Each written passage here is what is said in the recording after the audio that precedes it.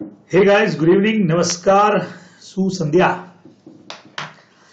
तो हमारे revision schedule में आज का जो हमारा चैप्टर है वो है अकाउंट्स ऑफ कंपनीज का।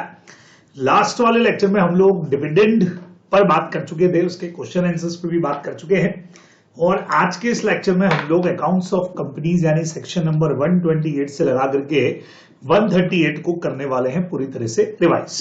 चलिए जी, तो कुर्सी का पेड़ी बांध दीजिए एकदम फटाफट से, क्योंकि बहुत फटाफट हम लोग स्टार्ट करने वाले हैं और इसके अगले लेक्चर में आप लोगों को इसके जो भी क्वेश्चन आंसर्स हैं वो सब भी मैं करवा दूंगा।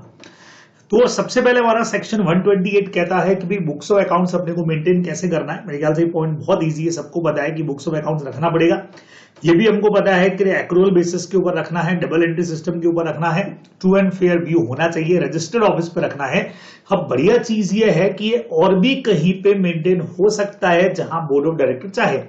अब इसको सेक्शन 88 से अलग रखना, जहां रजिस्टर ऑफ मेंबर्स की बात है या और भी कोई बुक्स ऑफ अकाउंट्स वगैरह की बात, और भी कोई मतलब ये वाला बुक्स ऑफ अकाउंट्स नहीं, कोई रजिस्टर हो गया, इंडेक्सेस हो गया, वो सारा, या डिबेंचर होल्डर के रजिस्टर वगैरह हो गए, वो या तो कंपनी के रजिस्टर्ड ऑफिस या उसी सिटी टाउन या विलेज में कहीं पर, या जहां 10% ऑफ द मेंबर्स रहते हो और उसके लिए एसआर पास करना पड़ेगा, तो वो प्रोविजन बिल्कुल अलग है।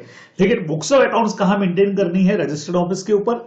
और अगर कहीं पे मेंटेन करना हो तो बोर्ड ये डिसाइड कर सकता है, बस जब भी ऐसा कहीं डिसाइड करे तो उसके 7 डेज के अंदर उसका एड्रेस जो है वो आरओसी के पास पहुंचा देना है कि भाई हमने यहाँ पे मेंटेन किया है। सिंपल सी हमारी रिक्वायरमेंट है।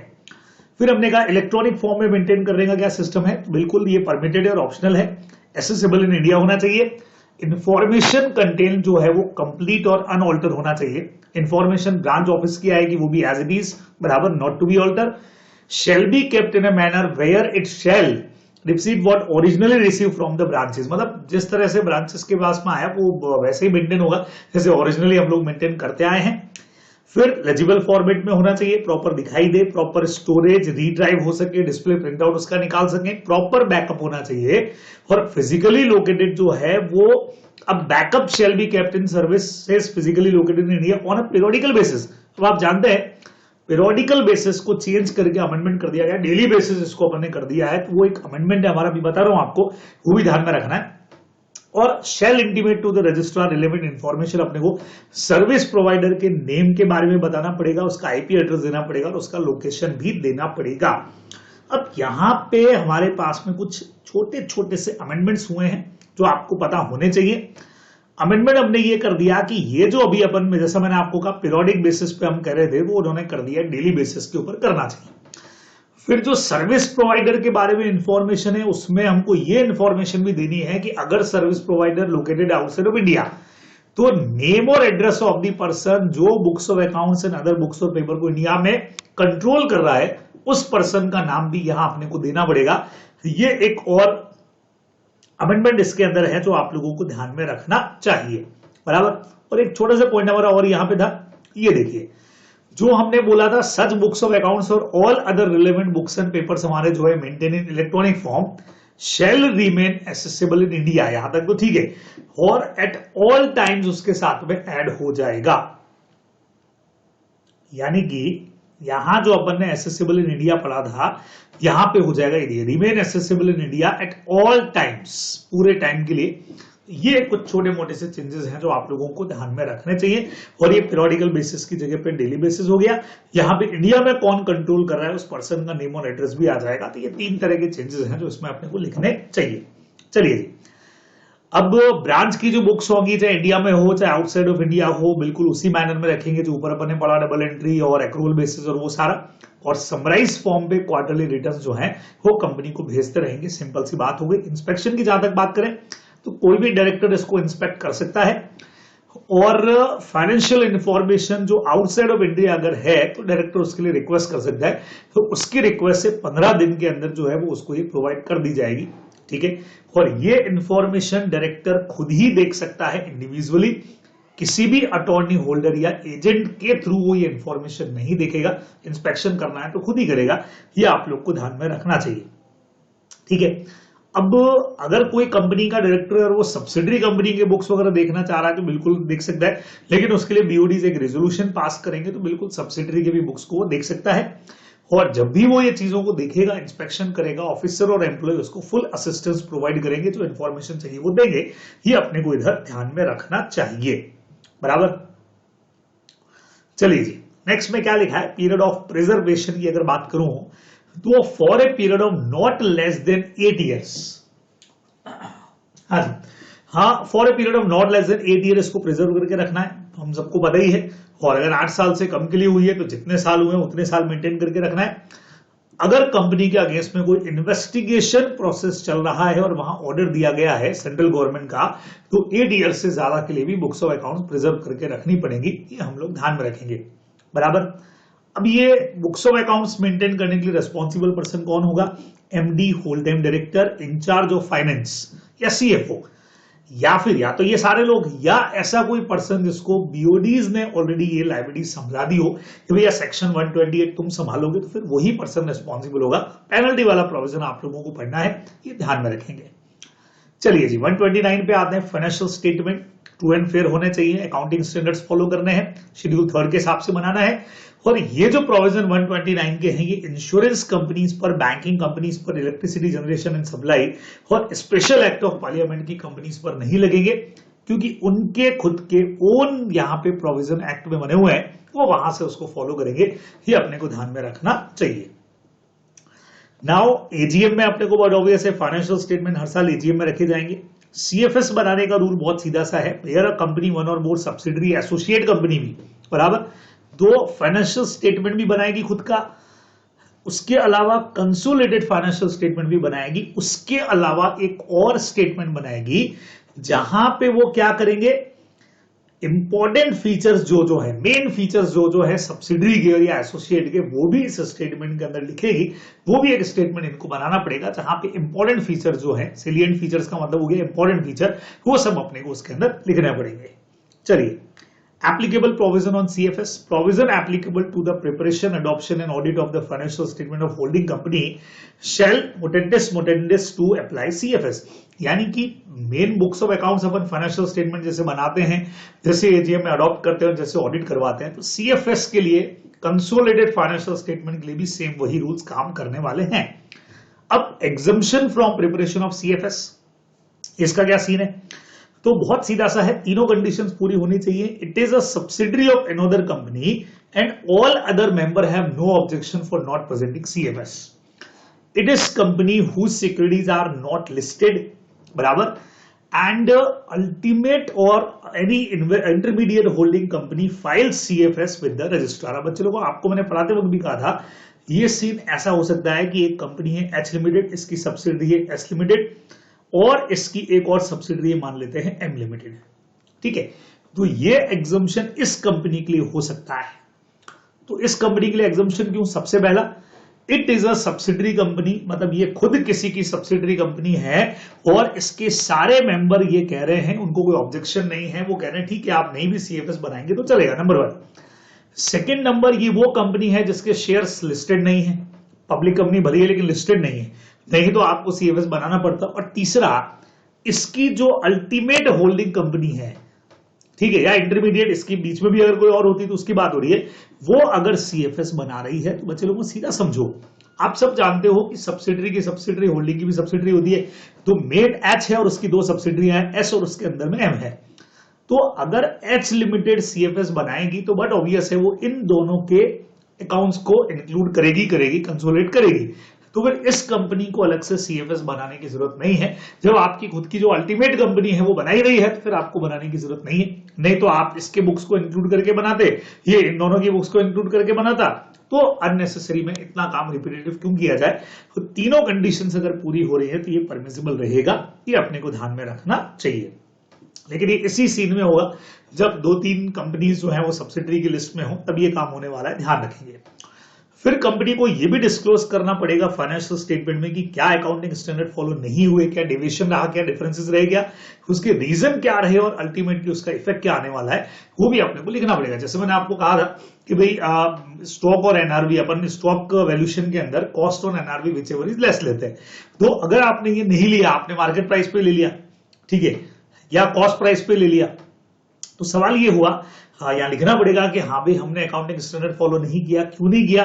क्योंकि भाई इस चीज की इसकी मार्केट प्राइस जो है वो मिल ही नहीं सकती थी, हमको पता नहीं लग पा रही थी कि एमपी कितनी है मार्केट प्राइस। सो हमने उसको कॉस्ट पर ही कर लिया और उसका क्या अल्टीमेट इफेक्ट आने वाला है स्टॉक वैल्यूएशन के ऊपर, वो भी अपने को लिखना पड़ेगा। सेंट्रल गवर्नमेंट अगर चाहे तो क्लास ऑफ कंपनीज को एग्जम्प्ट कर सकती है सेक्शन की रिक्वायरमेंट से, पब्लिक इंटरेस्ट को ध्यान में रखते हुए ऐसा करेगी, और चाहे तो ऐसा करने के लिए कुछ कंडीशन लगा भी सकती है, नहीं भी लगाए तो सेंट्रल गवर्नमेंट कुछ क्लास ऑफ कंपनीज को ये सेक्शन फॉलो करने से एग्जम्पशन दे सकती है। और ये सेक्शन फॉलो करवाने की रेस्पॉन्सिबिलिटी किन की है? देखिए, सबसे पहले एमडी आ गया, whole time director in charge of finance आ गया, सीएफओ आ गया, एनी अदर पर्सन जिसको बोर्ड ने पावर्स दे रखे हो, एंड एक पर्सन और कर दिया in the absence of any of the officer. भाई ऊपर में से कोई तो होगा ही होगा, और अगर ये नहीं है तो फिर all the directors are responsible for punishment. ये अपने को ध्यान में रखना चाहिए। बराबर क्लियर है? कोई टेंशन नहीं। एक नया सेक्शन जोड़ा गया था, periodical financial result. Central government अगर चाहे तो कुछ क्लास ऑफ अनलिस्टेड कंपनीज के लिए ये रूल बना सकता है। अभी तक प्रेस्क्राइब वाला पॉइंट है नहीं, आरटीपी में आया तो अपन कर लेंगे। कैसी कंपनियां प्रेस्क्राइब होंगी?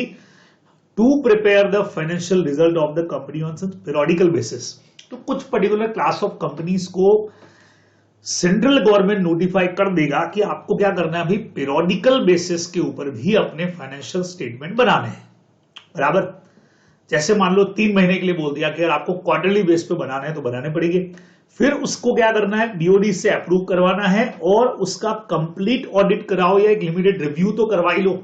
या तो उस जैसे 3 महीने का है या 6 महीने का है तो पूरा या तो उसका ऑडिट करवाओ या कम से कम उसका लिमिटेड एक रिव्यू करवा लो ऑडिटर से, और उसके बाद file A copy with the registrar with in a period of 30 days of completion of period. जैसे मैंने कहा कि 6 महीने से आपको करवाने को बोल दिया पीरियोडिकल बेसिस के ऊपर। तो जैसे ही अप्रैल में हमारा साल चालू होता है, दिसंबर में खत्म, सितंबर में 6 महीने खत्म हो गए, वहां से 30 दिन के अंदर आपको ये करवा करके है, और इसकी जो कॉपी है फाइनेंशियल रिजल्ट प्लस साथ में ऑडिट या रिव्यू की जो कॉपी है वो आरओसी के पास भेज देना चाहिए। तो ये एक सेक्शन अपना यहाँ पे और अप्लाई हो गया 129A, जो आप लोग ध्यान में रखने वाले हो। चलिए जी, नेक्स्ट पे आते हैं बच्चे लोगों को 130। बहुत अच्छे पॉइंट के अंदर से एक माना जाता है reopening of the accounts on court और ट्रिब्यूनल ऑर्डर। बहुत बढ़िया चैप्टर माना जाता है, अप्लाइड बहुत बढ़िया सेक्शन माना जाता है, अप्लाइड टू द कोर्ट। अब कोर्ट को रीओपनिंग के लिए कौन बोलेगा और क्यों बोलेगा वो देखिए।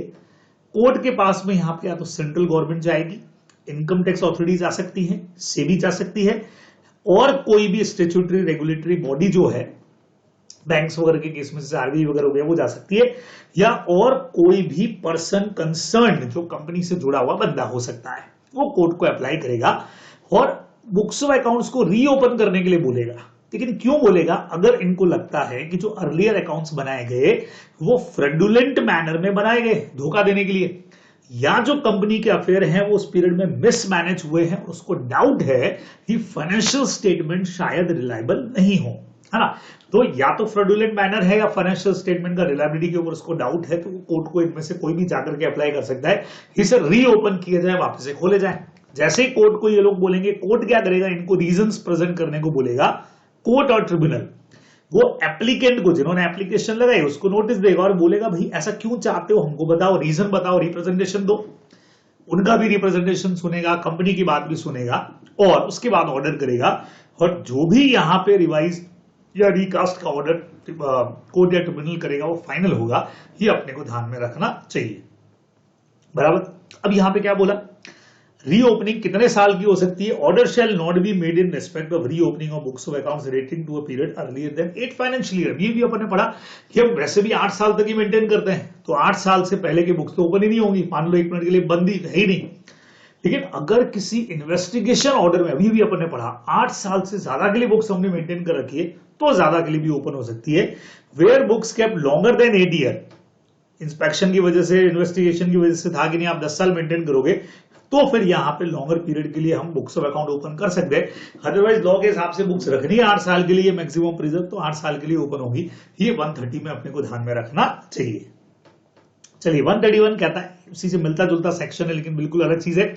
यहां हम चाह रहे हैं वॉलंटरी रिवीजन। देखो यहां वॉलंटरी नहीं था, यहां तो ये ऑथोरिटीज कोर्ट के पास गई थी और यहां पे बोर्ड खुद चाहता है वॉलंटरी रिवाइज करना अपने फाइनेंशियल स्टेटमेंट या बोर्ड रिपोर्ट को। ऐसा क्यों यार? फाइनेंशियल स्टेटमेंट का सेक्शन 129 हमको लग रहा है कि अब बनाते वक्त फाइनेंशियल स्टेटमेंट जब बना रहे थे तो 129 फॉलो नहीं हुआ, या हमको ऐसा लग रहा है कि जब बोर्ड रिपोर्ट तैयार कर रहे थे तो इसी चैप्टर में दे रखा है 134 हमसे फॉलो नहीं हुआ भाई, बराबर। तो फिर ये मामला हो सकता है। फिर लिखा है बोर्ड में apply to tribunal to prepare revise financial statement और रिवाइज बोर्ड रिपोर्ट, ठीक है, in respect of any 3 preceding financial year. बढ़िया, बोर्ड अप्लाई कर सकता है, वॉलंटरी हो रहा है, बोर्ड खुद अप्लाई कर सकता है कि सर ऐसा करिए, मतलब अप्लाई कर सकते हैं पिछले 3 साल के लिए ओपन करने के लिए बोला जा सकता है। अब ध्यान रखिएगा, 1 साल में आप 1 से ज्यादा एप्लीकेशन तो लगा सकते हैं, लेकिन 1 ईयर वापस दोबारा जो है वो ओपन नहीं होगा, ये अपने को ध्यान रखना है। आपको याद होते क्वेश्चन में आपको करवा चुका हूं कि भाई 22-23 में हमने डिमांड किया, मतलब ये साल जब शुरू हुआ तो हमने डिमांड किया कि सर एक तो 19-20 का वापस से ओपन किया जाए। हो सकता है पिछले 3 साल हैं तो 19-20, 20-21 और 21-22 है ना, मतलब 3 साल हो सकते हैं, 20-21 और 21-22। तो हमने इसी साल में एक बार तो बोल दिया अप्रैल के अंदर ही कि सर 19-20 के ओपन करो, फिर इसी साल में हमने बोल दिया कि सर 20-21 के भी ओपन करिए, तो ये परमिसिबल है। 1 साल में 1 से ज्यादा एप्लीकेशन हम लगा सकते हैं, लेकिन ईयर डिफरेंट होने चाहिए। और एक बार जो ईयर ओपन हो गया फिर वो वापस दोबारा ओपन नहीं होगा, उस साल के वो फाइनेंशियल स्टेटमेंट रिवाइज नहीं होंगे, ये अपने को ध्यान में रखना चाहिए। तो हम ये रिवीजन एप्लीकेशन लगा सकते हैं पिछले 3 सालों में से किसी भी साल के रिवाइज करने के लिए। और ट्रिब्यूनल ऐसे में क्या करेगा, रिवाइज करने से पहले सेंट्रल गवर्नमेंट और इनकम टैक्स अथॉरिटीज को नोटिस देगा कि भाई ये लोग रिवाइज करना चाह रहे हैं, आपको कोई प्रॉब्लम तो नहीं है, और उनका अगर कुछ भी वापस जवाब आया तो उसको कंसिडर करेगा, ठीक है। Revise financial statement shall not be prepare और file more than once in a financial year. ये मैं आपको कह रहा था, तो इसका ये मतलब नहीं है कि 1 साल में 1 से ज्यादा बार एप्लीकेशन नहीं लगा सकते, 1 साल 1 से ज्यादा बार ओपन नहीं होगा, ये इस पॉइंट का मतलब है, ये अपने को ध्यान में रखना है, ठीक है। Revise financial statement board report जो है वापस से रिवाइज नहीं होगी again for a period it has been so revised. जिस पीरियड के लिए रिवाइज हो गया उसको वापस रिवाइज नहीं करोगे, इसका मीनिंग अपन ने यहाँ पे लिख दिया। और हाँ, डिटेल रीजन फॉर रिवीजन जो है वो बोर्ड रिपोर्ट के अंदर देने पड़ते हैं कि आखिर हमने क्यों इसका रिवीजन करवाया, तो ये आप लोग ध्यान में रखोगे। 131 करेक्शन और ऑल्ट्रेशन जो है वो आगे जो भी कॉपीज जाएंगी मेमोरेंडम आर्टिकल्स वगैरह की, उन सब में मेमोरेंडम आर्टिकल सॉरी जो भी फाइनेंशियल स्टेटमेंट की कॉपीज सब आगे जाएंगी, किसी को भी सबमिट होती है तो वहां सब जगह अपने को चेंज करना पड़ेगा, ध्यान रखिए। और सीजी जो है has right to makes rule कि भाई रिप्लेस करना है या सप्लीमेंट करना है, ऑडिटर के फंक्शंस रिवाइज से रिलेटेड क्या रहेंगे, या डायरेक्टर को और क्या स्टेप लेने चाहिए, उन सब से रिलेटेड सेंट्रल गवर्नमेंट जो है वो रूल बना ही सकता है। क्योंकि भाई ऑडिट तो पुराने वाले की हो रखी थी, वापस रिवाइज कर दिए, तो वापस ऑडिट के वक्त में ऑडिटर को क्या करना चाहिए, क्या कुछ होगा, वो सारे रूल सेंट्रल गवर्नमेंट बनाएगी, ये अपने को ध्यान में रखना चाहिए। खत्म हो गया। चलिए 132 पे आपको लेके आता हूं, नेफ्रा है हमारा 132, हाँ constitution, but obviously central government करने वाला है।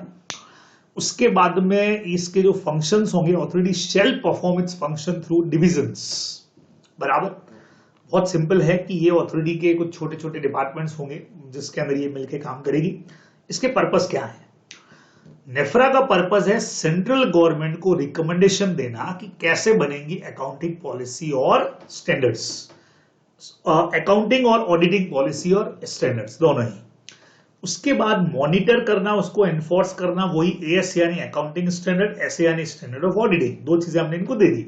फिर ये देखना है कि जो प्रोफेशनल्स हमारे हैं चार्टेड वगैरह, इनका क्वालिटी ऑफ सर्विस कैसा जा रहा है, ये भी देखना इनका काम रहेगा। और कोई भी फंक्शन जो इनको फ्यूचर में दिए जाए वो ये सारे काम करने वाले हैं, बराबर।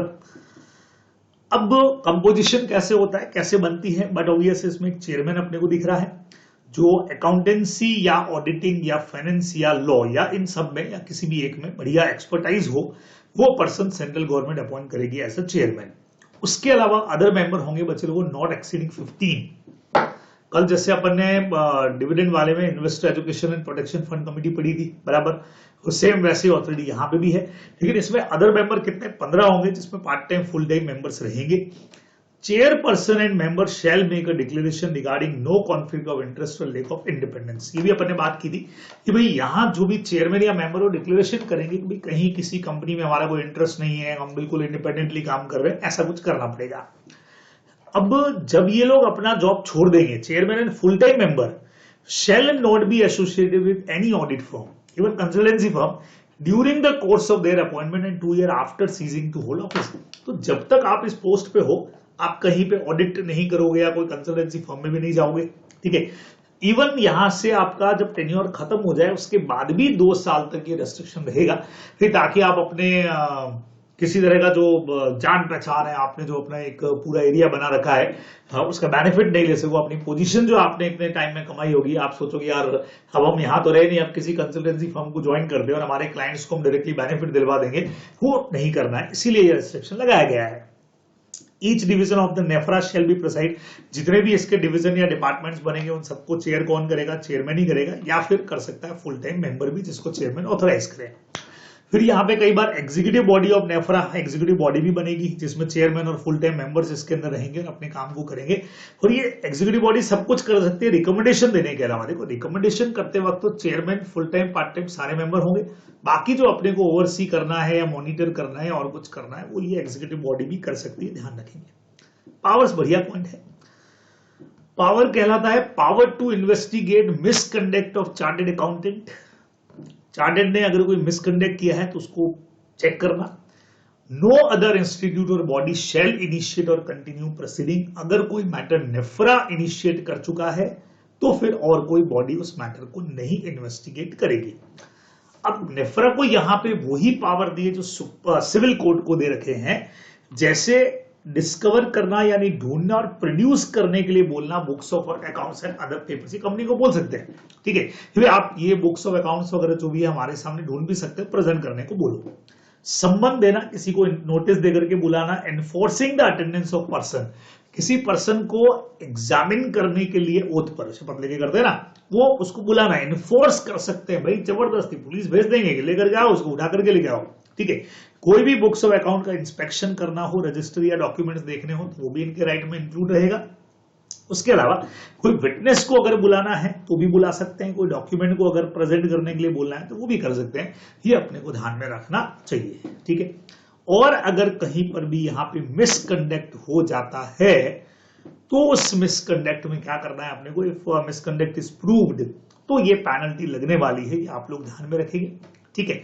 वो पेनल्टी में मेरे ख्याल से यहाँ पे अपना एक करेक्शन था, वो आप लोग चेक करेंगे। 10 लाख से शायद अपन ने 5 लाख कर दिया था इसको, एक करेक्शन अपने नोट्स के अंदर था, वो एक बार आप लोग जरूर चेक कर लेंगे। आई थिंक इसको चेंज किया था अपन ने। इम्पोज पेनल्टी जो है, मैं एक मिनट देख लेता हूं, मेरे ख्याल से नेफ्रा वाले में यहाँ पे अपना रॉन्ग प्रिंट हुआ है, एक बार देख लिया जाए, चेक कर लेते हैं स्टडीमेट से, ताकि हमको किसी तरह का रॉन्ग नॉलेज जो है वो नहीं रहे। देखने में कोई हर्ज नहीं। चलिए स्टडीमेट मेरे सामने ही है, नेफ्रा पे मैं पहुंच चुका हूं। और नेफ्रा पेनल्टी कितनी लगाएगा भाई, देखा जाए। हाँ जी, 5 लाख रुपीज, यस करेक्ट है। 1 लाख रुपीज मतलब जो पेनल्टी लगेगी, जो प्रोफेशनल है जिसने इधर गड़बड़ किया रहेगा, तो उस प्रोफेशनल के अगर मिसकंडक्ट प्रूफ हो गया तो मिनिमम 1 लाख पेनल्टी और 5 टाइम्स उसका फीस मिनिमम लगेगा। और उसके अलावा जो बोला ये तो लगेगा किसके लिए है? इंडिविजुअल के लिए, ठीक है। और फर्म अगर कोई हुई तो 5 लाख रुपीस का पेनल्टी हो जाएगा, 10 लाख नहीं 5 लाख रुपए, और फीस के 10 टाइम्स तक का पैसा पेनल्टी में लग सकता है, आपने को ध्यान में रखना है। उसके अलावा वो चार्टेड अकाउंटेंट जो है वो डिबार हो जाएगा, वो अपॉइंटेड एज एन ऑडिटर या इंटरनल ऑडिटर अपॉइंट नहीं हो पाएगा। किसी भी कंपनी का ऑडिटर या इंटरनल ऑडिटर ये भाई साहब फिर अपॉइंट नहीं हो पाएंगे बच्चे लोगों, ये अपने को ध्यान में रखना पड़ेगा। प्लस उसके अलावा वैल्यूएशन सर्विसेज जो वो देते हैं 247 में, वो भी नहीं दे पाएंगे, ठीक है। For a minimum period of 6 month से लगा करके 10 साल तक की डिस्क्वालिफिकेशंस डिबार वाली रहने वाली है, ये अपन लोग यहाँ पे ध्यान में रखने वाला है, ठीक है। बराबर, कोई टेंशन नहीं इसके अंदर भी। तो ये पॉइंट जो है वो इस तरीके से अपने को ले लेना चाहिए।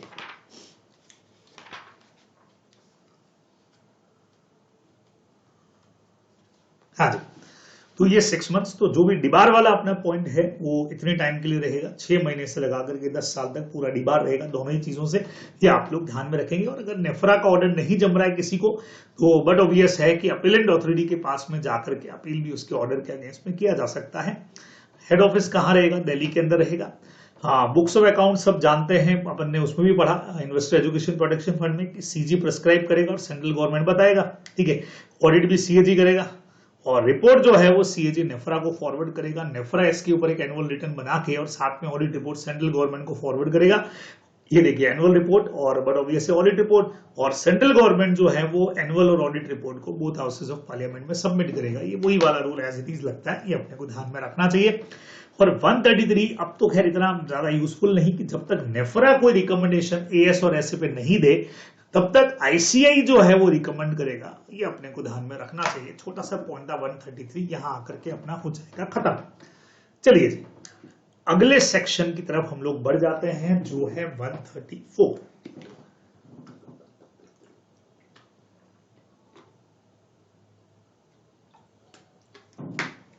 काफी बड़ा सेक्शन माना जाता है क्योंकि फाइनेंशियल स्टेटमेंट और मेनली बोर्ड रिपोर्ट और उसके कंटेंट्स के ऊपर बचे लोगों में बात करता है। तो देखें बोर्ड रिपोर्ट के कंटेंट्स पर किस तरीके से बात कर रहा है। सबसे पहले जो फाइनेंशियल स्टेटमेंट बनेंगे भाई उसके ऊपर साइन कौन करेगा, बढ़िया पॉइंट बनता है, याद रखे जाइएगा।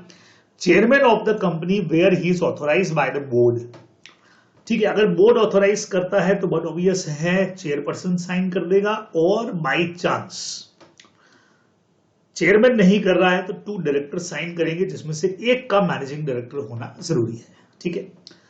एंड साथ में सीईओ के साइन हो गए, सीएफओ के साइन हो गए, ठीक है। कंपनी सेक्रेटरी अगर अपॉइंटेड है तो 1% कंपनी के अंदर सिर्फ 1 डायरेक्टर जो है वो इसके अंदर साइन करेगा, ये अपने को ध्यान में रखना चाहिए, ठीक है। और ऑडिटर रिपोर्ट इसके साथ में हम अटैच करेंगे, तो ये कुछ रिक्वायरमेंट है। फाइनेंशियल स्टेटमेंट पे साइन एक्चुअल में कौन करता है, तो सीईओ भी करेगा, सीएफओ भी करेगा, मीटिंग का चेयरमैन करेगा, बीओडीज का चेयरमैन करेगा, या 2 डायरेक्टर जिसमें से एक अगर एमडी है तो होना जरूरी है। बोर्ड रिपोर्ट आगे हम अलग से पढ़ने वाले हैं। अब कई सारी कंपनीज के लिए हम ये कह सकते हैं कि एवरेज बोर्ड रिपोर्ट बनेगी, है ना। सेंट्रल गवर्नमेंट कह सकती है यार ओपीसी और small company detail board report क्यों बनाते हैं, एवरेज वाले बनाते तो चल जाएगा, है ना। अरे इसमें भी ओपीसी के लिए स्पेसिफिक प्रोविजन क्या होता है, अभी जब अपन बोर्ड रिपोर्ट के कंटेंट्स पढ़ेंगे तो उसमें एक पॉइंट आएगा कि ऑडिटर कई बार रिमार्क लगाता है क्वालिफिकेशन वाले, ये यहाँ पे कुछ गड़बड़ है, तो ओपीसी अपनी बोर्ड रिपोर्ट में बस उसी पर एक्सप्लेनेशन इंक्लूड करेगा जो ऑडिटर ने किसी तरह से क्वालिफाई या रिजर्व या एडवर्स रिपोर्ट दी है, तो उसके ऊपर जो एक्सप्लेनेशन देना है सिर्फ वही ओपीसी की बोर्ड रिपोर्ट के अंदर आएगा, बाकी चीजें नहीं आएंगी। ये इसके अंदर एक स्पेशल बेनिफिट इनको दे दिया कि कुछ नहीं लिखना है। अब बोर्ड रिपोर्ट पे साइन कौन करेगा, इधर सीईओ सीएफओ कोई नहीं, बोर्ड रिपोर्ट पे तो बोर्ड का ही बंदा साइन करेगा। तो सेम पॉइंट जो ऊपर आपने पढ़ा, चेयरमैन अगर ऑथराइज है तो, नहीं तो फिर 2 डायरेक्टर जिसमें से एक एमडी का होना जरूरी है, और by the director where there is only 1 director, OPC अगर है एक ही बंदा है तो वही अपने साइन करेगा। ये अपने को बोर्ड रिपोर्ट के साइन पे ध्यान में रखना है। अब इसके साथ क्या क्या लगेगा, तो जो भी बोर्ड रिपोर्ट है तो sign copy of financial statement, तो ये चीजें साथ लगती है बच्चों। देखो एक तो फाइनेंशियल स्टेटमेंट सीएफएस है तो वो भी, प्लस नोट्स टू अकाउंट्स तो है ही है, ऑडिट रिपोर्ट और बोर्ड रिपोर्ट। तो एजीएम में जो बंच रखा जाता है ना, उसमें फाइनेंशियल स्टेटमेंट, ऑडिट रिपोर्ट और बोर्ड रिपोर्ट जो है ये सब का सब पूरा बंच रखा जाता है। सीएफएस है तो वो भी बट ऑब्वियस है, और ये सेक्शन फॉलो नहीं किया तो ये पेनल्टी प्रोविजन अपने लगने वाले हैं, आप लोग ध्यान रखेंगे। अब यहां हमने बोर्ड रिपोर्ट के कुछ कंटेंट्स के ऊपर बात कर ली है, ठीक है। देखिएगा कंटेंट्स एक बार मैं सारे पढ़ देता हूं। तो कंटेंट्स में एनुअल रिटर्न जिधर पड़ा हुआ है वो वेब एड्रेस दे देते हैं, सेक्शन 92 में annual return, number of board meeting उस फाइनेंशियल ईयर में कितनी हुई, डायरेक्टर रिस्पॉन्सिबिलिटी स्टेटमेंट अभी अपन पढ़ने वाले हैं।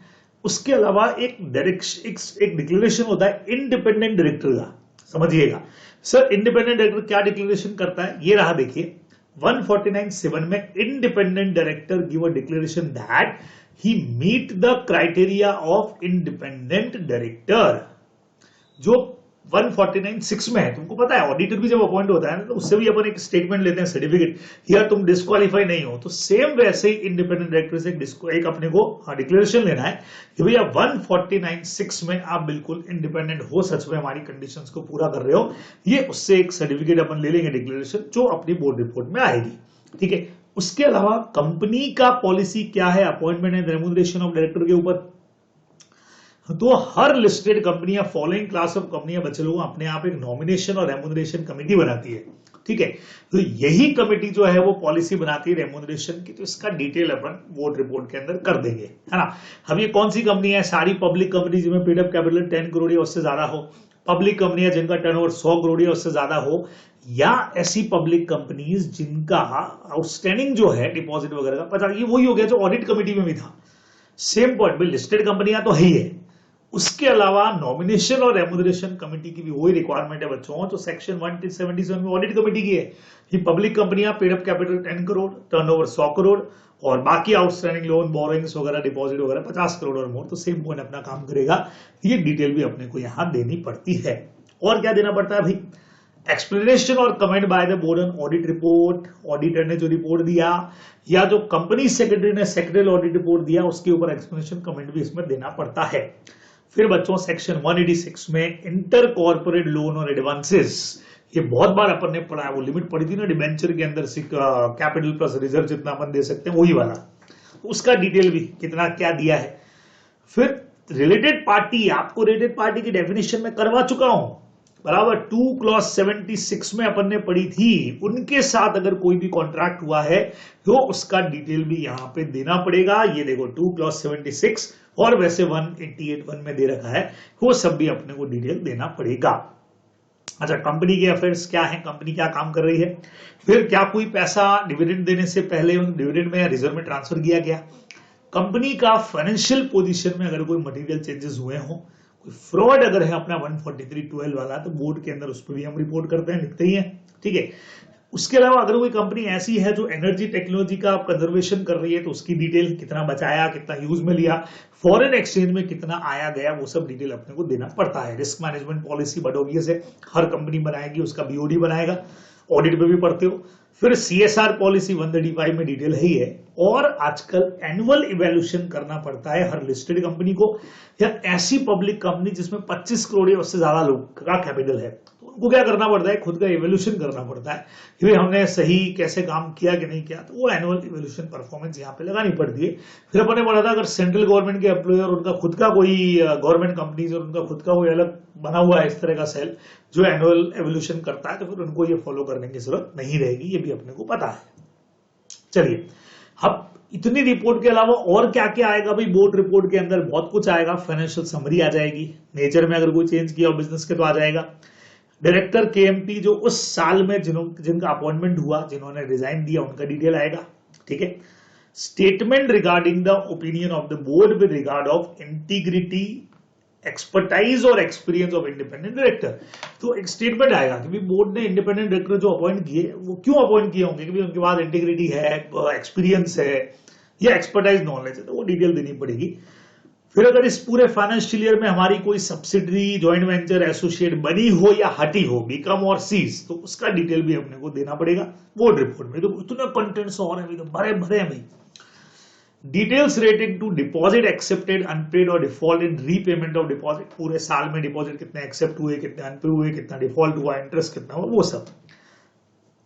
फिर details of deposit which are not in compliance, आपने पढ़ा हुआ है कि सेक्शन 73 और बाकी कंप्लायंस पूरी करनी थी, वो अगर नहीं हुई है तो वो डिटेल भी अपने को देना पड़ेगा।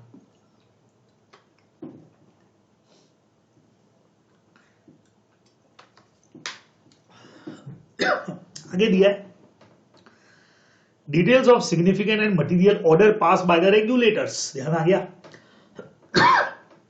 जो भी आरबीआई वगैरह हो गया, आईआरडीए हो गया, ठीक है, या कोई कोर्ट या कोई भी ट्रिब्यूनल जो कंपनी के गोइंग कंसर्न पर इफेक्ट डाल रही है, कंपनी के बंद होने के चांसेस तो नहीं हो जाएंगे, कोई भारी पेनल्टी तो नहीं लग रही है, या हमारा कोई लाइसेंस कैंसिल तो नहीं हो रहा है, तो वो सब डिटेल भी ऐसे ऑर्डर की अपने को डालनी पड़ेगी। फिर इंटरनल फाइनेंशियल कंट्रोल ऑडिट में आप लोग सब पढ़ते हो, उसका डिटेल देना पड़ेगा। फिर उसके अलावा अगर हम कॉस्ट रिकॉर्ड्स मेंटेन कर रहे हैं 148 के अंदर, तो उसका डिस्क्लोजर भी अपने को यहां पे देना पड़ेगा। चलिए नेक्स्ट में क्या लिखा है? Statement that company has complied provision relating to the constitution of internal complaints committee under sexual harassment. मैंने आपको कहा था दिल्ली गैंग रेप के बाद में रूल कंपलसरी कर दिया गया कि हर वर्क प्लेस के ऊपर sexual harassment for women committee बनेगी, ठीक है, हैरेसमेंट ऑफ वुमेन कमेटी बनेगी, तो वो कमेटी जो है उस हैरेसमेंट को रोकने के लिए, उस पर रिपोर्ट करने के लिए और इन चीजों को कंट्रोल करने के लिए बनती है, तो उसका डिटेल भी अपने को यहाँ पे देना पड़ेगा। फिर उसके अलावा अगर कंपनी के अगेंस्ट में इंसॉल्वेंसी और बैंक्रप्सी कोड की दिवालिया वगैरह कंपनी हो रही है, उसकी अगर कोई भी प्रोसीडिंग चल रही है, हाँ कोई एप्लीकेशन अगर लगी हुई है, तो वो भी अपने को डिटेल देना पड़ेगा। उसके अलावा details of difference between amount of the valuation done at the time of one time settlement, यानी कि and the valuation done while taking loan, जब हमने बैंक या फाइनेंशियल इंस्टीट्यूशन से लोन लिया तो हमारे एसेट्स की उस वक्त क्या वैल्यू थी, और अब जब हम सेटलमेंट कर रहे हैं वन टाइम वाला, तब क्या वैल्यू है अभी एसेट की, उन दोनों के बीच का डिफरेंस अगर कोई है तो वो भी अपने को यहां पे लिखना पड़ेगा। ये इतने सारे कंटेंट बोर्ड रिपोर्ट में इंक्लूड आज के टाइम पे होते हैं। अभी भी कम है क्योंकि अभी अपने पास डायरेक्टर रिस्पॉन्सिबिलिटी स्टेटमेंट बाकी है, अभी इसमें भी तो कुछ कंटेंट्स आएंगे। तो डायरेक्टर रिस्पॉन्सिबिलिटी स्टेटमेंट में क्या आएगा बच्चे लोगों, देखिएगा, applicable accounting standard had been followed, हम ये लिखते हैं, डायरेक्टर अपना रिस्पॉन्सिबिलिटी बताता है कि जी अकाउंटिंग स्टैंडर्ड हमने फॉलो किए। डायरेक्टर जो भी है सेलेक्टेड सच अकाउंटिंग पॉलिसी, उनको हमने अप्लाई किया कंसिस्टेंटली, जो भी अकाउंटिंग पॉलिसी कंसिस्टेंटली फॉलो हुई है और ट्रू एंड फेयर व्यू दे रही है। हम अकाउंटिंग रिकॉर्ड्स का प्रॉपर केयर कर रहे हैं, मेंटेन प्रॉपर हो रहा है, हमारे बुक्स ऑफ अकाउंट जो है वो गोइंग कंसर्न बेसिस के ऊपर बन रही है, ठीक है। इंटरनल फाइनेंशियल कंट्रोल हमारा एडिक्वेट है, अच्छी तरीके से ऑपरेट कर रहा है। लिस्टेड कंपनीज के केस में ये भी अपने को लिखना पड़ता है, और जितने भी लॉज हमारे ऊपर लग रहे हैं वो सारे के सारे लॉज फॉलो कर रहे हैं, ये अपने को डायरेक्टर रिस्पॉन्सिबिलिटी स्टेटमेंट में लिखना पड़ता है, ये आप लोग ध्यान रखेंगे। तो एस सारे फॉलो हुए, अकाउंटिंग पॉलिसी कंसिस्टेंटली फॉलो हो रही है, ट्रू एंड फेयर व्यू दे रही है, बुक्स ऑफ अकाउंट्स का रिकॉर्ड्स का हम प्रॉपर केयर मेंटेनेंस वगैरह कर रहे हैं, गोइंग कंसर्न बेसिस के ऊपर बना रहे हैं। लिस्टेड कंपनी है तो इंटरनल फाइनेंशियल कंट्रोल मजबूत है, ऑपरेट भी प्रॉपर हो रहा है, और सारे लॉज हमारे ऊपर जो लगते हैं, कल को कोई पॉल्यूशन कंट्रोल का लॉ लग रहा हो या फूड सेफ्टी का कोई लॉ ऐसी चीज बना रहे हो, जो भी कुछ है हम सब फॉलो कर रहे हैं, बोनस एक्ट लग रहा है, पीएफ लग रहा है, वो हम सब फॉलो कर रहे हैं, ये भी इसमें लिखना पड़ता है। बड़ा सेक्शन है 134, इधर खत्म हो गया। अब सबसे जबरदस्त सेक्शन जो आता है वो है 135, आएगी, इसके ऊपर बात को कर देते हैं स्टार्ट। किधर गया भाई सेक्शन, हाँ जी, तो 135 वाला हमारा जो सेक्शन है काफी सारे चेंजेस के साथ में है इस बार। 135 सीएसआर जो प्रैक्टिकल क्वेश्चन बनाता ही बनाता है। तो सबसे पहले तो कॉर्पोरेट सोशल रिस्पॉन्सिबिलिटी की एप्लीकेबिलिटी बहुत सिंपल है, हर company including its holding subsidiary foreign company having उसका कोई भी ब्रांच या प्रोजेक्ट ऑफिस इंडिया में हो तो उनपे भी सीएसआर की रिक्वायरमेंट लगने वाली है। तो company including its holding and subsidiary कंपनियां, उन पे भी ये प्रोविजन जो है वो सीएसआर के लगने वाले हैं। अब एलिजिबिलिटी का रिक्वायरमेंट क्या है, हर वो कंपनी जिसका नेटवर्थ 500 करोड़ रुपीस या उससे ज्यादा का होगा, या उसका turnover but obvious previous financial year के अंदर हम लोग देखते हैं 1000 करोड़ या उससे ज्यादा का हो गया, या जिसका नेट प्रॉफिट जो है वो 5 करोड़ या उससे ज्यादा का है। इनमें से कोई भी एक रिक्वायरमेंट अगर कोई कंपनी पूरी कर रही है प्रीवियस फाइनेंशियल ईयर में, अगर नेटवर्थ 500 करोड़ या उससे ज्यादा, टर्नओवर 1000 करोड़ या उससे ज्यादा है, नेट प्रॉफिट 5 करोड़ या उससे ज्यादा है, तो उनको सीएसआर के प्रोविजन फॉलो करने पड़ेंगे। अब एक बड़ा चेंज ये हुआ है, ये जो नॉन एलिजिबिलिटी वाला पॉइंट था कि भाई अगर कभी ये रिक्वायरमेंट पूरी नहीं हो रही हो तो आप 3 साल तक फिर भी आप पे एप्लीकेबल रहेगा, ये जो रिक्वायरमेंट है ये अमेंड हो चुकी है, यानी ये रिक्वायरमेंट एट प्रेजेंट जो है वो हट चुकी है। ये देखिए एक बड़ा अमेंडमेंट यहां पर ये आया है, ये देखिएगा। द प्रोविजन जो हमारा ये था कि भाई 3 साल तक क्राइटेरिया अगर आप पूरा नहीं कर रहे हैं तो फिर ये प्रोविजन नहीं लगेंगे, वो क्राइटेरिया इस वक्त के अंदर ओमिट हो चुका है, यहां से हटा दिया गया है। तो ये अपने को थोड़ा सा ध्यान में यहां पे रखना पड़ेगा, बराबर। तो अभी एक बार एप्लीकेबल है तो फिर वो एप्लीकेबल रहने वाला है सीएसआर का हमारा प्रोविजन, ठीक है। एवरी ईयर हम लोग चेक कर लेंगे, इसको ध्यान में रखेंगे। अब सीएसआर कमेटी जो बनेगी उसमें बड़ा ऑब्वियस है 3 या उससे ज्यादा डायरेक्टर्स होंगे, और जिनमें से एटलीस्ट एक डायरेक्टर जो है उसका इंडिपेंडेंट डायरेक्टर होना जरूरी है, ठीक है। अनलिस्टेड पब्लिक कंपनी और ऐसी प्राइवेट कंपनी जहां पे इंडिपेंडेंट डायरेक्टर होता ही नहीं है, तो वहां पे ये सेम कमेटी बन जाएगी, लेकिन ऐसे डायरेक्टर की हमको जरूरत नहीं पड़ेगी, अपने को ध्यान रखना है 3 जने मिलकर के बना लेंगे। प्राइवेट कंपनी की जहां तक बात करें तो वहां पे 2 डायरेक्टर अपने को चाहिए सीएसआर कमेटी बनाने के लिए, बराबर से। हाँ, सीएसआर कमेटी में 2 सच डायरेक्टर, जहां पे 2 ही डायरेक्टर हो तो 2 के साथ हमारी कमेटी का फॉर्मेशन हो जाएगा, ये अपने को ध्यान में रखना चाहिए। फॉरेन कंपनी के केस में भी यहाँ पे 2 जने होंगे, जिसमें एक तो वो पर्सन होगा जो रेजिडेंट इन इंडिया है और जिसको ऑथोराइज किया गया है accept document on behalf of the company, बराबर, और दूसरा पर्सन जिसको फॉरेन कंपनी नॉमिनेट करेगी वो पर्सन यहाँ पे आएगा एज अ कमेटी मेंबर, ये अपने को ध्यान में रखना चाहिए। ठीक है, अब सीएसआर कमेटी का काम क्या रहेगा, बट ऑब्वियस है, फॉर्मुलेट और रिकमेंड करना बोर्ड को सीएसआर पॉलिसी के बारे में जो होगी अकॉर्डिंग शेड्यूल 7। उसके अलावा रिकमेंड करना कितना अमाउंट एक्सपेंडिचर, भाई पॉलिसी क्या होगी वो रिकमेंड करना, कितना खर्च करना है वो रिकमेंड करना, और उसके बाद सीएसआर पॉलिसी को मॉनिटर करने का काम भी इस कमेटी का रहेगा। बट ऑब्वियस इसमें है तो डायरेक्टर्स ही। ठीक है, उसके अलावा अभी भी अपन ने पढ़ा कि बोर्ड रिपोर्ट के अंदर अपन ये कंपोजिशन जो है सीएसआर का वो पूरा डिस्क्लोज करने वाले हैं, ये अभी अपन ने बोर्ड रिपोर्ट वाले सेक्शन में पढ़ भी लिया था। अब यहाँ बोर्ड की क्या ड्यूटीज हैं, जैसे ही रिकमेंडेशन सीएसआर कमेटी का आया, ये क्या करेंगे, उसको अप्रूव करने का काम करना। ठीक है, और इसको बोर्ड रिपोर्ट के अंदर बट ऑब्वियस है इनको डिस्क्लोज भी करना पड़ेगा और उसको अप्लाई करना, कंपनी की वेबसाइट के ऊपर भी डालना पड़ेगा कि ये हमारी सीएसआर पॉलिसी रहेगी और उस हिसाब से काम करना है। इंश्योर करना that the activities are included in CSR policy of the companies are undertaken by the company, कि हाँ भाई कंपनी CSR पे काम करना स्टार्ट कर चुकी है, ये देखना भी बोर्ड की ड्यूटीज में शामिल होगा। अब बढ़िया पॉइंट आता है बच्चों जिसपे क्वेश्चन बनता है मेनली, कंट्रीब्यूट कितना करना है। The company shell spend in every financial year, यहां आपने रिक्वायरमेंट पूरी कर दी है, at least 2% of the average net profit of the company made during the 3 immediately preceding financial year, यानी पिछले 3 साल का जो एवरेज नेट प्रॉफिट रहेगा उसके 2% के बराबर मिनिमम खर्चा किया जा सकता है। तो मिनिमम 2% अपने को खर्च कर देना है, बराबर, बहुत सिंपल सी बात हो गई। The company shall give preference to the local area, और जो भी एरियाज रहेंगे उनको अपने को प्रेफरेंस देने का काम करना है। अगर कंपनी ये पैसा नहीं पे करती, if the company fails to spend such amount, the board shall in it report specify the reasons for not spending the amount, आजकल दिया जाता है। और बढ़िया चीज है कि अगर ये पैसा ज्यादा खर्च कर दिया जाता है, where spend an amount in excess of requirement provided, minimum हमने आपको 2% खर्च करने को कहा था, पहले प्रोविजन क्या था कि 2 की जगह आपने 4% खर्च कर दिया तो ठीक है, मिनिमम 2 बोला था, ज्यादा खर्च कर दिया, कहानी खत्म, कोई बात नहीं, किया तो किया। लेकिन आज की डेट में अगर इससे ज्यादा पैसा खर्च किया तो इसको आप अगले 3 साल में सेट ऑफ कर सकते हैं, set off against the requirement to spend under 135 immediate succeeding 3 financial year.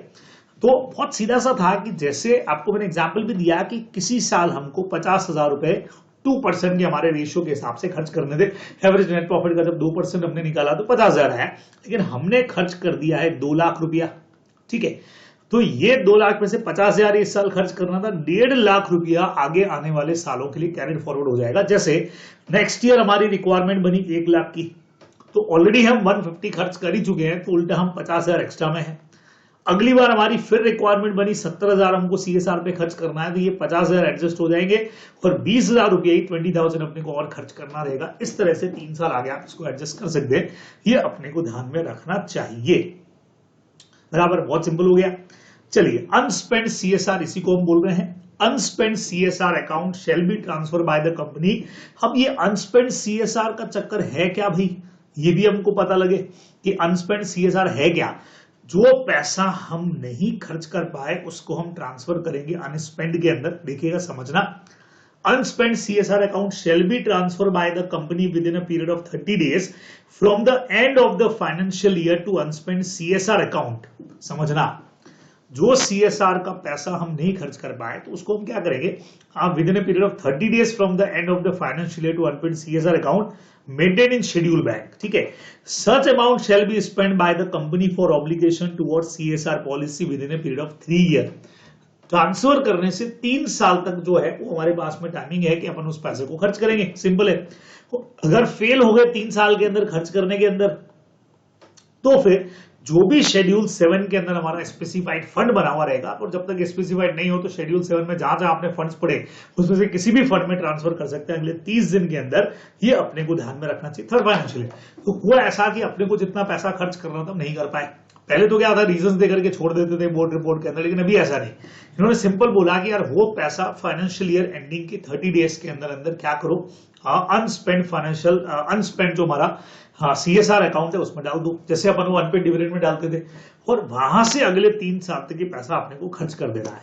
अगर वो पैसा अगले हम लोग 3 साल तक खर्च नहीं कर पाए तो क्या करना है, तो उसमें जो बैलेंस बचेगा वो शेड्यूल 7 के अंदर जो इतने सारे आइटम्स दे रखे हैं उनमें जहां कहीं फंड मेंटेन हम कर रहे हैं, फंड क्रिएट कर रहे हैं, उसमें वो पैसा ट्रांसफर कर देंगे। कल को सेंट्रल गवर्नमेंट को स्पेसिफाई फंड बना देगा तो उसमें भी वो पैसा ट्रांसफर हो जाएगा, अपने को ध्यान में रखना है। और जब तक ये वही वाली बात जो मैंने आपको कहा, जब तक स्पेसिफाइड फंड नहीं कर दिया जाता shall be transfer by the company to any fund, तो शेड्यूल 7 अभी पढ़ेंगे, उसमें कोई भी फंड अगर कहीं किसी में मेंटेन हो रहा है उस फंड के अंदर अपन ये पैसा जो है, जैसे पीएम केयर फंड है तो उसमें अपन ये पैसा डाल सकते हैं, ये अपने को ध्यान में रखना चाहिए।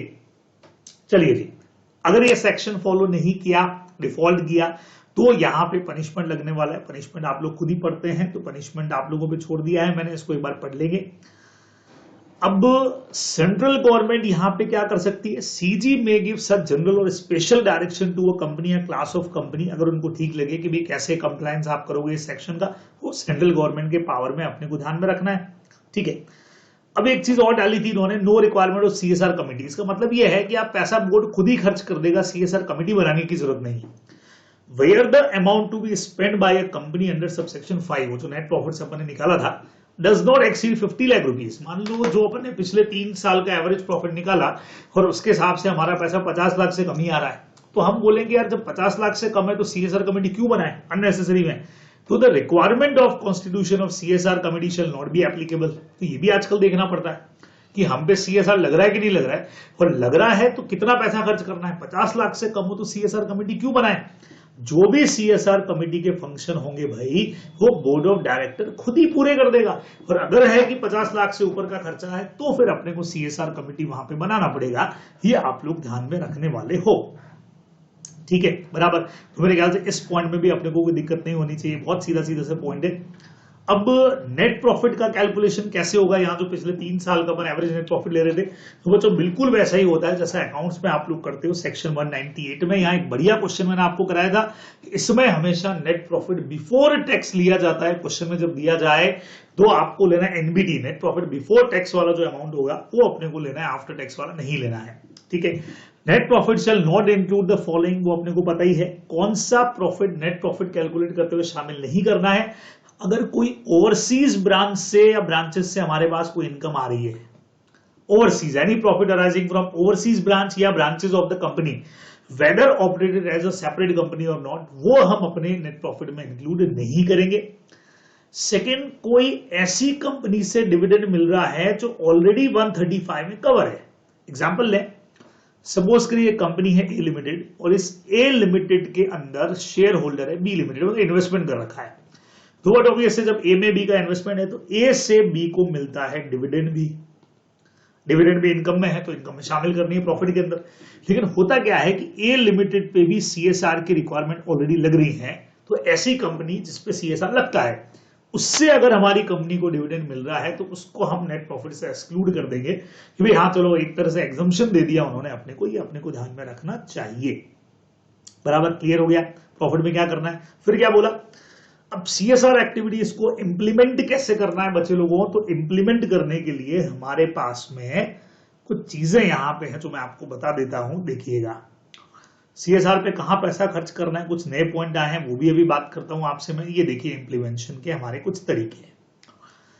अब CSR को इंप्लीमेंट करने के लिए या तो कंपनी क्या करेगी, यहां से देखिएगा सेक्शन 8 में कोई भी कंपनी का फॉर्मेशन कंपनी खुद ही कर दे। हमारी कंपनी है भाई JB लिमिटेड, उसके ऊपर CSR लग रहा है, तो या तो JB लिमिटेड क्या करे, सेक्शन 8 कंपनी का फॉर्मेशन कर दे, या कोई रजिस्टर्ड पब्लिक ट्रस्ट बना दे उसके थ्रू पैसा खर्च कर दे, या कोई सोसाइटी बना दे। अब ये जो सोसाइटी वगैरह रहेंगी, ये अब इसमें आपको इनकम टैक्स का एक प्रोविजन डाल दिया, एग्जम्प्टेड होंगी इन सारे सब clauses of 23C of the section 10। बराबर है, वो इनकम टैक्स एक्ट का, या रजिस्टर्ड अंडर सेक्शन 12 और अप्रूव होगा 80G of income tax act में, 80G ऑफ जिसमें डायरेक्शन टैक्स का मिलता है डोनेशन के केस में, तो इनके थ्रू ये लाइन याद रह जाए तो अच्छी बात है। नहीं तो सेक्शन 8 कंपनी, पब्लिक ट्रस्ट या सोसाइटी, जो कंपनी खुद ही एस्टैब्लिश करे, चाहे तो खुद करे या किसी और कंपनी के साथ मिलकर करे। भी हम 2 कंपनी है जिनपे CSR लगता है, तो हम मिलकर के अपनी एक सेक्शन 8 कंपनी बना देते हैं और उसके थ्रू पैसा खर्च कर सकते हैं। पहला ऑप्शन तो ये है। दूसरा, सेंट्रल गवर्नमेंट या स्टेट गवर्नमेंट की अगर कोई सेक्शन 8 कंपनी या फिर कोई रजिस्टर्ड ट्रस्ट या सोसाइटी हो, उसके थ्रू भी कर सकते हैं। तीसरा, कोई भी ऐसी एंटिटी जो स्पेशल एक्ट ऑफ पार्लियामेंट या स्टेट लेजिस्लेचर ने स्टैब्लिश कर रखी हो, देखो यहां बोला है फॉर दिस क्लॉज, एंटिटी का मतलब होगा कोई स्टेट्यूटरी बॉडी जिसको सेंट्रल एक्ट ऑफ पार्लियामेंट या स्टेट एक्ट में बनाया गया, स्टेट पार्लियामेंट के अंदर, और बनाया इसलिए गया है कि वो शेड्यूल 7 की एक्टिविटीज को पूरा करेंगे, है ना।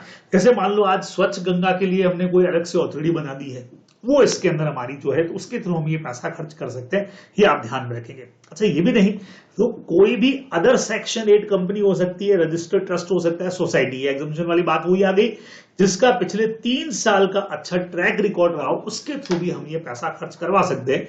ये अपने को ध्यान में रखना चाहिए। तो इस तरीके से हमारी एक्टिविटीज एग्जीक्यूट होंगी, ये आप लोग ध्यान में रखने वाले हैं, बराबर। तो ये सारे पॉइंट यहां पे भी आपको दे रखे, सेम पॉइंट दे रखे, थोड़े बहुत कुछ वो चेंजेस थे इनकम टैक्स वाले, तो वो मैंने आपको यहां से बता दिए कि अपने को कैसे करना चाहिए। चलिए जी, अब इसके ऊपर हमारा जो एक्सपेंडिचर होगा, बोर्ड जो है एडमिनिस्ट्रेटिव के लिए 5% ऑफ टोटल सीएसआर परमिसिबल है, अपन जानते हैं, बराबर। ये हमारा एक एक्सपेंडिचर परमिसिबल रहेगा, ध्यान रखेंगे। अब ये पैसा कहां खर्च करना है, इसके लिए शेड्यूल 7 के बहुत सारे पॉइंट हैं। हाँ, ये एक बार आप लोगों को पढ़ने हैं, जिसमें हंगर, पॉवर्टी और मेल न्यूट्रिशन वगैरह जो है इसको कंट्रोल करने के लिए, या स्वच्छ भारत कोष में पैसा देना, देखो यहाँ कोष बना हुआ है, फंड बना हुआ है, या जो भी आप कह सकते हैं promoting education, special education, employment, vocational services, children को, वुमेन्स को, एल्डर पर्सन को, इन सबको, या जेंडर इक्वलिटी, एम्पावरिंग वुमेन वगैरह को, सीनियर सिटीजन को प्रमोट करने के लिए, या एनवायरमेंट को सस्टेनेबल बनाने के लिए, इकोलॉजिकल बैलेंस को, एनिमल वेलफेयर, ये सब, फौना फ्लोरा, सॉइल एयर, इन सब के लिए, क्लीन गंगा भी इसमें शामिल है, इसमें भी देखो फंड बना हुआ है। ठीक है, फटाफट से पढ़ दिया ये मैंने।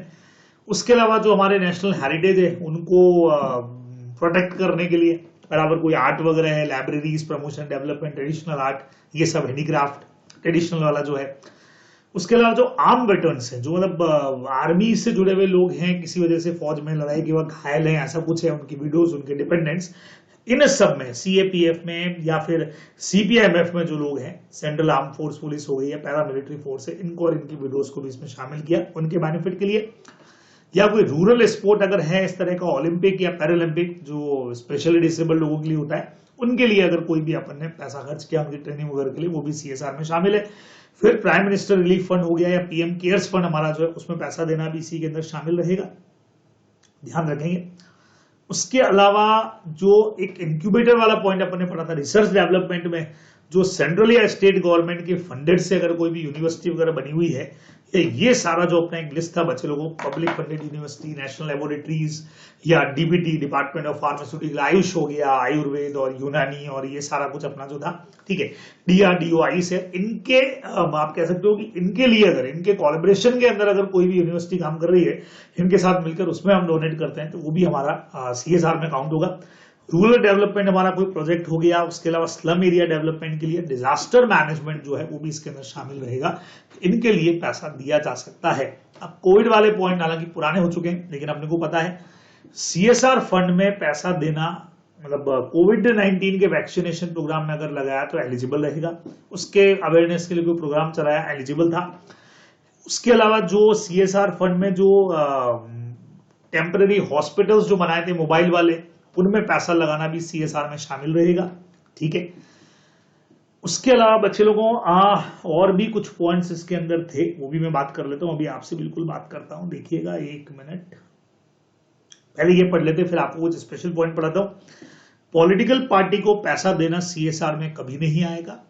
कोई भी ऐसी एक्टिविटी जिसका पार्ट, जैसे कंपनी, जैसे अपन एक पढ़ा था कि कोविड वैक्सीन बन रही है और कोई कंपनी अपने ही एम्प्लॉयज को अगर वैक्सीन लगा रही है, खुद ही वैक्सीन बनाते हैं लगाते हैं, वो सीएसआर एक्टिविटीज के अंदर नहीं आएगा, ठीक है।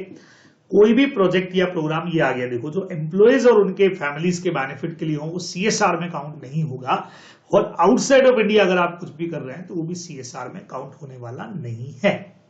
अब यहां कुछ और पॉइंट्स आप लोगों को मैं बता देता हूं, देखिएगा। अब इन्होंने कुछ और पॉइंट्स के अंदर क्या डाला है सीएसआर रिपोर्टिंग में, ये देखिएगा।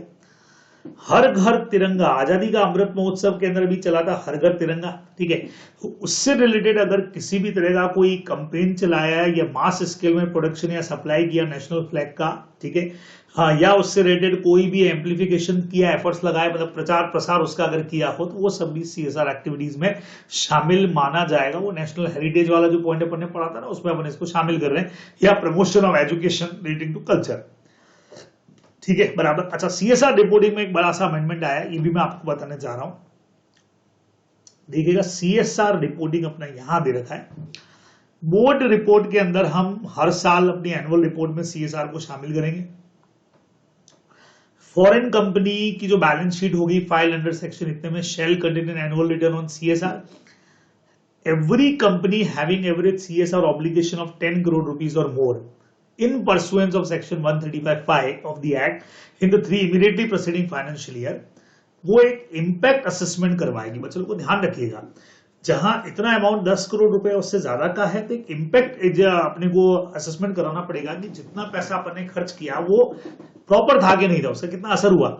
एक इंडिपेंडेंट एजेंसी करेगी उन सारे प्रोजेक्ट का जो 1 करोड़ रुपीस या उससे ज्यादा का हो, जिनको किए हुए कम से कम 1 साल का समय बीत चुका है, which have been completed not less than 1 year before undertaking the impact study, है ना, which have been completed not less than 1 year, यानी कम से कम 1 साल का समय जिनको बीत चुका है। ये लगेगा किनके ऊपर, जिन्होंने खर्चा किया 10 करोड़ या उससे ज्यादा का, लेकिन कौन से प्रोजेक्ट 50 लाख के भी थे, 60 लाख के भी थे, वो प्रोजेक्ट जो कम से कम 1 करोड़ या उससे ज्यादा का था, और जिस प्रोजेक्ट को खत्म हुए, असेसमेंट तो तभी कर पाएंगे ना इम्पैक्ट का जब कम से कम 1 साल पूरा हो गया हो। तो 1 साल कम से कम खत्म हो गया हो, उन प्रोजेक्ट का अपने को एक इम्पैक्ट असेसमेंट करवाना पड़ेगा, जो एक एजेंसी यहाँ पे इंडिपेंडेंट एजेंसी करने वाली है, ठीक है। और इम्पैक्ट असेसमेंट की जो रिपोर्ट होगी वो भी बोर्ड रिपोर्ट और एनुअल रिटर्न के अंदर आएगी। खतरनाक चीज, अब यहां एक बड़ा करेक्शन आया है, कंपनी अंडरटेकिंग इम्पैक्ट असेसमेंट में बुक द एक्सपेंडिचर। अब बच्चों, ये इम्पैक्ट असेसमेंट के लिए एजेंसी को पैसा भी तो देना पड़ेगा, तो वो पैसा जो है वो CSR का ही पार्ट माना जाएगा, लेकिन कितना खर्च करना है यहां एक बड़ा चेंज कर दिया गया। इस चेंज को मेरे साथ में देखना आप लोग सब, देखिएगा क्या चेंज किया इन्होंने। ये जो इम्पैक्ट असेसमेंट के पैसे में हम लोग पहले कह रहे थे 5%, अभी भी जो वहां लिखा हुआ था उसको कर लेना है 2% ऑफ टोटल CSR एक्सपेंडिचर, और 50 lakh rupees whichever is less की जगह हायर कर दिया गया है, यानी इस 5% की जगह हो चुका है 2% of total CSR expenditure for that financial year, और 50 lakh rupees whichever is higher. Impact assessment में जो खर्चा होगा वो भी CSR का पार्ट ही माना जाएगा। अगर इतना खर्चा होता है तो इन दोनों में से जो भी अमाउंट हायर होगा उतना हम परमिसिबल एक्सपेंडिचर मानेंगे, ध्यान रखेंगे। और कंपनी CSR की डिटेल अपनी वेबसाइट के ऊपर भी डालेगी पब्लिक एक्सेस के लिए। ये सारे पॉइंट बचे लोगों CSR से हमारे कनेक्टेड थे, जो यहां आकर के हो जाएंगे कंप्लीट, बराबर। तो बहुत बढ़िया बढ़िया पॉइंट है CSR के।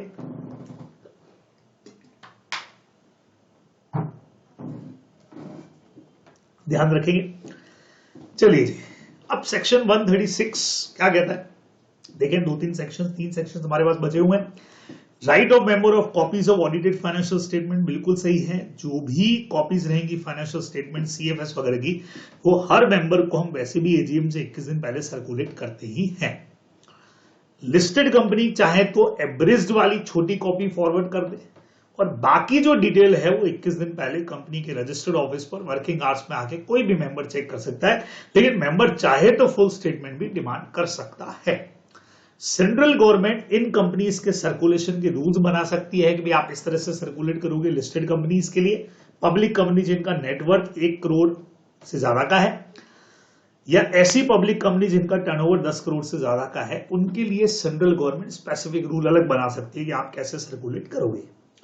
लिस्टेड कंपनी अपने फाइनेंशियल स्टेटमेंट CFS के साथ में अपनी वेबसाइट के ऊपर भी डालेगी, सर्कुलेट करने का तरीका हो गया।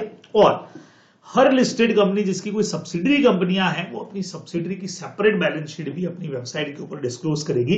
ये अपने को कुछ पॉइंट सर्कुलेशन से रिलेटेड ध्यान में रखना चाहिए। अब इंस्पेक्शन करने का काम करना, तो हर मेंबर हमारा जो है, हमारा डिबेंचर ट्रस्टी है, वो इंस्पेक्ट कर सकता है डॉक्यूमेंट को कंपनी के रजिस्टर्ड ऑफिस के ऊपर आकर के, टेंशन नहीं है, ठीक है। फिर हमने बोला every company having a every company having a subsidiary or subsidiaries shall provide copy of separate audited or unaudited financial statement each of subsidiary of to any member who ask. अब audited या unaudited क्यों बोला वो भी सुन लीजिए. By chance कोई हमारी foreign branch है और वहां के रूल के हिसाब से ऑडिट कंपलसरी नहीं है तो फिर अनऑडिटेड फाइनेंशियल स्टेटमेंट सब्सिडरी के भी हम यहाँ पे प्रोवाइड करेंगे मेंबर्स को. अपने को ध्यान में रखना चाहिए. ये सेक्शन फॉलो नहीं किया तो पनिशमेंट है. 137 आरओसी को कॉपी फाइल करना बहुत अच्छा सेक्शन है. टाइमिंग का खेल बहुत जबरदस्त है. जब भी एजीएम होगी और फाइनेंशियल स्टेटमेंट अडॉप्ट जो हो गए, मेंबर ने जिसको अप्रूव कर दिया, तो 30 दिन के अंदर अंदर वो आरओसी को फाइल हो जाने चाहिए. बराबर. Unadopted financial statement along with the required document shall be filed with ROC within 30 days of date of AGM. और उसको प्रोविजनल. सर अनअडॉप्टेड क्यों हुए? सपोज करिए हमने एजीएम बुलाई तो सही, लेकिन फाइनेंशियल स्टेटमेंट अडॉप्ट होने से पहले ही किसी वजह से मीटिंग एडजॉर्न हो गई, जाती है कई बार, कोरम नहीं हुआ और कुछ रीजन हुआ, तो लॉ कहता है कि जब एजीएम आपकी हुई वहां से 30 डेज के अंदर एक बार प्रोविजनल वाले अनअडॉप्टेड फाइनेंशियल स्टेटमेंट आप सबमिट कर दो आरओसी को. और उसके बाद जब एडजॉर्न मीटिंग के अंदर अडॉप्ट हो जाएगा तो वहां से 30 दिन के अंदर फिर आप मेन फाइनेंशियल स्टेटमेंट वही वाली कॉपी उसको सबमिट कर दीजिए. 2 बार करना पड़ेगा. एक बार एजीएम की डेट से 30 दिन में प्रोविजनल, और जब एडजॉर्न मीटिंग हुई और जहां अडॉप्ट हुए वहां से 30 दिन के अंदर मेन ही अपने को ध्यान में रखना है. ठीक है. ओपीसी के केस में ये कॉपी फाइल करनी है 180 days from the closure of. हर साल जब साल खत्म होगा वहां से 180 दिन, लगभग 30 सितंबर से पहले पहले इसकी कॉपी जो है फाइनेंशियल स्टेटमेंट की आरओसी को सबमिट करना है.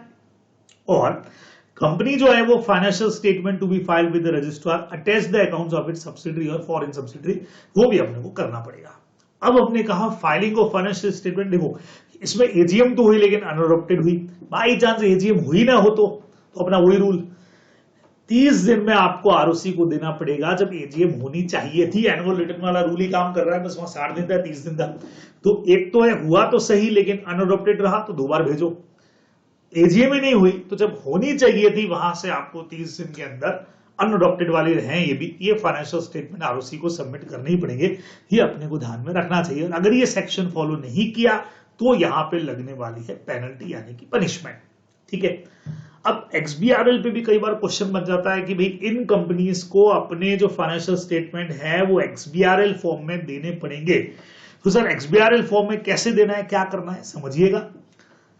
सारी कंपनियां जो स्टॉक एक्सचेंज में लिस्टेड है और उनकी सब्सिडरी कंपनियां लिस्टेड है, उनकी सब्सिडरी, या ऐसी सारी कंपनियां जिनका कैपिटल 5 करोड़ या उससे ज्यादा का हो, या ऐसी कंपनियां जिनका टर्नओवर 100 करोड़ या उससे ज्यादा का हो, या ऐसी कंपनियां जो प्रिपेयर करती है अपने financial statement according companies Indian accounting standard जो है उनके हिसाब से अगर बनाती हैं तो उनको एक्सबीआरएल फॉर्म के अंदर ही अपने फाइनेंशियल स्टेटमेंट सबमिट करने रहेंगे. ये रिक्वायरमेंट पढ़ करके जानी पड़ेगी. क्वेश्चन बन सकता है लेकिन एग्जम्पशन है. अगर कोई बैंकिंग कंपनी है, इंश्योरेंस कंपनी है, नॉन बैंकिंग फाइनेंस कंपनी है या हाउसिंग फाइनेंस कंपनी है, उसको एक्सबीआरएल से एग्जम्पशन दिया गया है, उनको एक्सबीआरएल में फाइल करने की जरूरत नहीं है. तो बैंकिंग, इंश्योरेंस हो गया, एनबीएफसीज हो गया, हाउसिंग फाइनेंस कंपनीज हो गया, ये अपने को ध्यान में रखना चाहिए. खत्म हुआ. आखिरी सेक्शन आता है बच्चे लोगों इंटरनल ऑडिट का 138. तो सबसे पहले तो इसमें यही रिक्वायरमेंट देखी जाएगी, इंटरनल ऑडिटर किन कंपनीज को चाहिए. लिस्टेड कंपनीज में तो चाहिए. बाकी सब में मैंने आपको रिक्वायरमेंट बताई थी 25, 50, 100 और 200. 25 क्या है, आउटस्टैंडिंग डिपॉजिट उनके जो हैं वो 25 करोड़ या उससे ज्यादा के हो पिछले फाइनेंशियल ईयर में एनी पॉइंट ऑफ टाइम पे. 50 में है उनका paid up share capital. Sequence मैंने अपने नोट्स में ही ले रखा है 25, 50, 100 और 200. पेड अप कैपिटल 50 करोड़ या उससे ज्यादा का हो. 100 में क्या है, उनकी जो बोरोइंग्स है वो 100 करोड़ रुपीज या मोर हो बोरोइंग्स, और टर्नओवर अगर है तो वो 200 करोड़ या उससे ज्यादा का हो. तो 25 में डिपॉजिट है, 50 में कैपिटल आ गया, 100 के अंदर उनका टर्नओवर जनरली अपना 100 रहता है लेकिन यहाँ पे टर्नओवर 200 है, यहाँ 100 रहेगा हमारा कौन सा, बोरोइंग्स वाला, जबकि बोरोइंग जनरली सब जगह 50 होता है लेकिन यहाँ पे बोरोइंग 100 है. ये अपने को ध्यान में रखना है. ये सब है पब्लिक कंपनीज के लिए. प्राइवेट कंपनीज के लिए सिर्फ 100 और 200 वाले 2 पॉइंट हमारे सामने हैं. आउटस्टैंडिंग लोन बोरोइंग 100 करोड़ या उससे ज्यादा का हो, या टर्नओवर 200 करोड़ या उससे ज्यादा का हो तो इंटरनल ऑडिटर चाहिएगा. इंटरनल ऑडिटर कौन होगा भाई, सीए, सीएस, कॉस्ट अकाउंटेंट, कोई भी प्रोफेशनल जिसको बोर्ड डिसाइड करे. इंडिविजुअल भी हो सकता है, इवन ये ऑडिटर नहीं, अपना स्टैट्यूटरी ऑडिटर नहीं है, इसलिए individual, partnership firm, body corporate, LLP वगैरह कुछ भी हो सकता है, कंपनी का एम्प्लॉय भी हो सकता है, नहीं भी हो सकता है, ये अपने को ध्यान में रखना चाहिए। तो इन रिक्वायरमेंट्स के ऊपर क्वेश्चन बन सकता है इंटरनल ऑडिट का, ये आप लोग ध्यान में रखने वाले हैं। तो ये हमारा अकाउंट्स का पूरा जो चैप्टर है वो बहुत फास्ट हम लोगों ने रिवाइज कर लिया है। बच्चे लोगों को कुछ चीजें और ध्यान रखेंगे, हमारी कुछ डेट्स चेंज हो चुकी है। जब आप नोट से पढ़ रहे होंगे तो सीएसआर रिपोर्टिंग में कुछ चीजें आपको ध्यान में रखनी है, डेट चेंज हो गई है ना। जहां पे अपने को रिपोर्टिंग करनी होती थी और डेट था ऑन और बिफोर 31 मई 2022 बराबर 2021 के लिए, वो चेंज होकर के 30 जून हो चुका है। और 21-22 के लिए जो डेट फाइनल दी गई है वो 31 मार्च 2023 है। ये कुछ चेंजेस यहाँ पे कर दिए गए हैं डेट्स के अंदर भी, ये लोग आप ध्यान में रखने वाले हैं। मैंने मेरी जो अमेंडमेंट क्लास है उसके अंदर ये सारे पॉइंट ऑलरेडी पूरे डिस्कस कर लिए हैं, तो वहां से आप लोगों ने जरूर देख लिया होगा। चलिए जी, तो यहां आकर के अकाउंट्स का हमारा जो चैप्टर है वो कंप्लीट हो जाएगा और नेक्स्ट लेक्चर में आप लोगों से मैं इसके सारे क्वेश्चंस के ऊपर डिस्कस कर लूंगा, तो हमारी तैयारी जो है वो और ज्यादा हो जाएगी मजबूत।